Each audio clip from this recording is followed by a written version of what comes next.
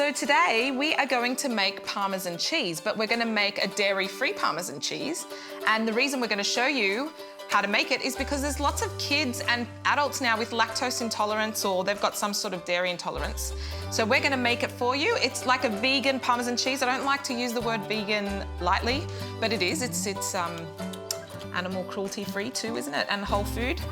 All right, and Olive's eaten all the cashews which we need, so I'll just put them back in there. Oh, no, you can't eat any more. You've had so many already. So it's 3/4 of a cup of cashews and pasta for later.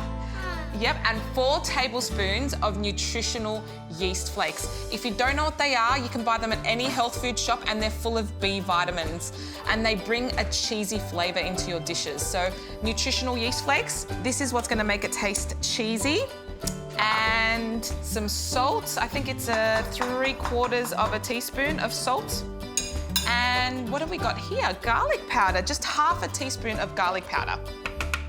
You know what? I would probably put more garlic powder in it because I like garlic, but we want it still to taste or resemble Parmesan cheese. So, you're eating it already. Wait till we put the Parmesan cheese on top. You'll like it better.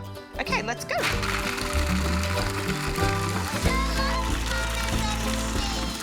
You don't like Parmesan cheese? You love cheese on your pasta. Okay, so you just keep processing until it becomes like the same texture as Parmesan cheese. All right, so I'm going to show you the texture of it. Can you see that? So that's like Parmesan cheese. I'm going to put some on the pasta, how about that? And I'm going to grab it off. She's going to eat it all. Bit of Parmesan cheese on your pasta. There you go, and there you have it, vegan Parmesan cheese for all those people that are missing out.